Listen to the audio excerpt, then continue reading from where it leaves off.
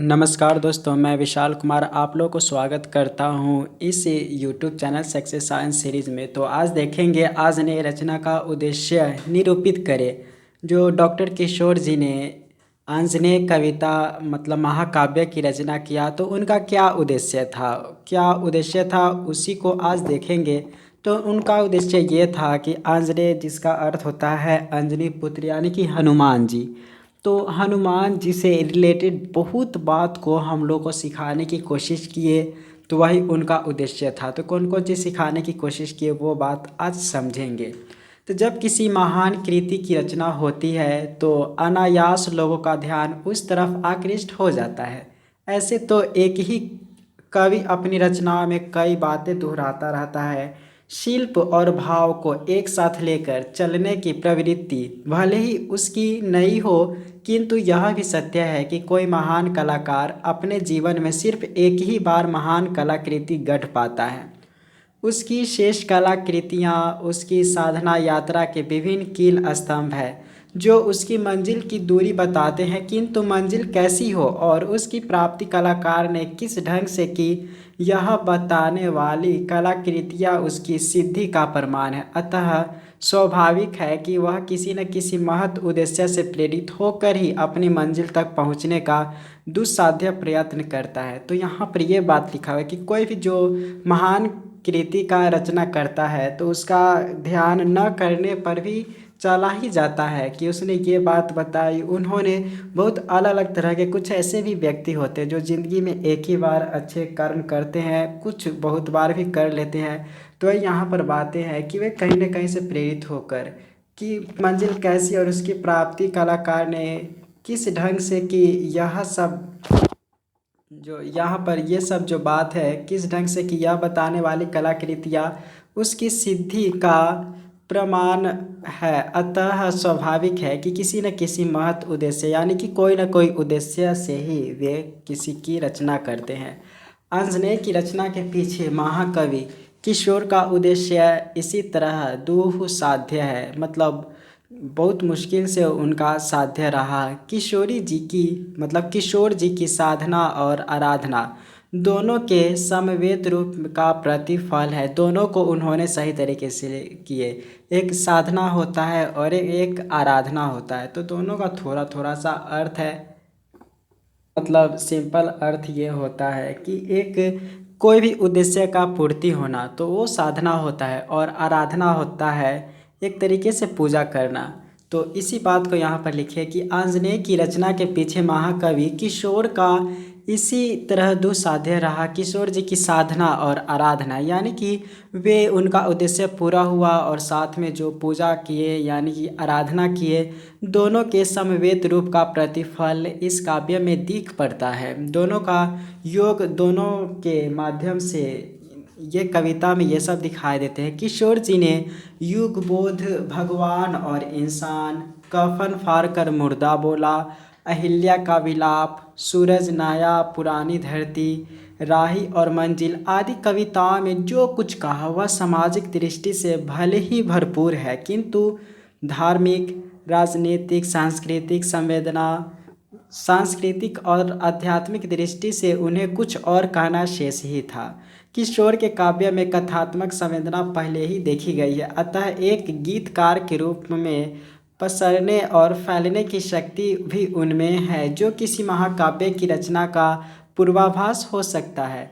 मतलब उनमें ऐसी ऐसी शक्ति है जो उन्होंने कविता लिखी, उसको गीत के रूप में भी गाए जा सकते हैं, और इसी के चलते पूर्वाभास हो जाता, महाकाव्य की रचना का पूर्वाभास हो सकता है। आंजनेय में किशोर ने अपनी गति यात्रा में जो कुछ भी कहा था वही नहीं कहा और ना ही अपने को दोहराया है। मतलब सबसे अलग बातों को उन्होंने बताया है। कवि के कथन की भंगिमा शिल्प की दृष्टि से ही नहीं है, केवल मतलब जो रचना की है केवल उसी दृष्टि से नहीं, अपितु कथन भी नया है। मतलब नया उनका बात विचार भी नया है। आंजनेय में युग प्रवृत्तियों का प्रतिबिंब तो मिलता ही है। युग के बारे में बताते हैं आंजनेय कविता में डॉक्टर किशोर जी, और साथ ही युग प्रवृत्तियों में मोड़ लाने वाले अनेक तथ्य भी समाहित है। और इसमें जो युग चेंज होता है तो उसमें क्या क्या तथ्य है वो सब बात भी इस कविता में लिखे हुए, जो किसी क्रांतिदर्शी कवि के लिए अपेक्षित हो सकता है।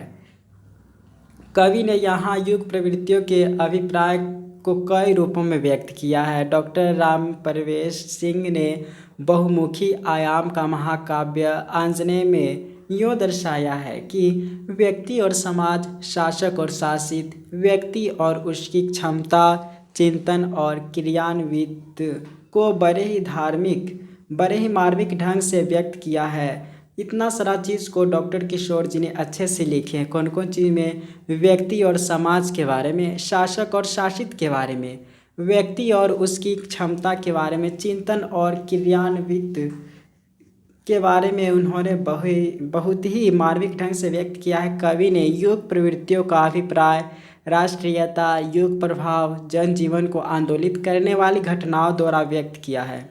और इसमें तर्क वितर्कता तो है ही, समस्या और समाधान भी है। निश्चय ही आंजनेय की रचना का परम उद्देश्य मानव चेतना का परिष्कार है। इसी के माध्यम से कितना मानव के जो भी है मन चेतना यानी कि मानसिक स्थिति में बहुत शुद्धता रूप ला देती है। तो इसका मेन उद्देश्य यही था, मानव के जो मस्तिष्क है उसको परिष्कार करना, शुद्ध करना। सामाजिक परिस्थितियों में जो तीव्रता से मानवीय मूल्य का विघटन हो रहा है, मूल्यों के विघटन में आत्म स्वार्थ और तामसिक प्रवृत्तियों का जबरदस्त हाथ है। घोर भौतिकवादी होने का कारण आज का मानव अपना पराया सब कुछ भूलता जा रहा है। किशोर ने महान भक्त हनुमान की निष्काम भक्ति और सेवा के माध्यम से उन मूल्यों को स्थापित करके समाज को मूल्य प्रेरित करने की कोशिश की है।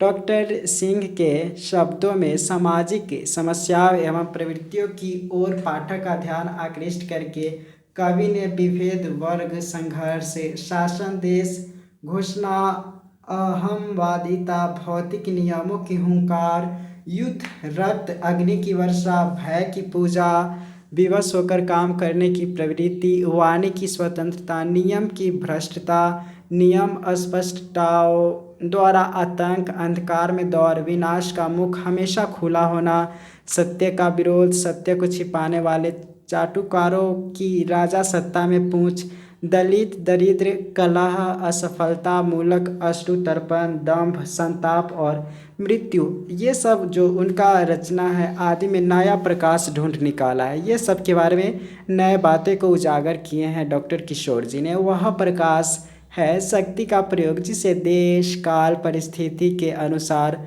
आनुपातिक रूप में किया जाए और उसका उपभोग समस्त मानवता करे। कवि ने मानवीय चेतना में ऐसे मूल्यों की आवश्यकता बताई है जो स्वर्ग की इच्छा न रखकर इस लोक को ही श्री संपन्न रखने का प्रयत्न कर सके। तो ये बात बताएं, मानवीय चेतना में ऐसा रखने की कोशिश की है कि सभी लोग ऐसा सोचे, स्वर्ग न जाकर हम इसी लोक में रह रहे तो यहीं पर श्री संपन्न रखने का प्रयत्न करें, सभी को अच्छे रखने की कोशिश करें। उसे मुक्ति नहीं अपितु मानवता के प्रति असीम भक्ति की आवश्यकता महसूस होती है।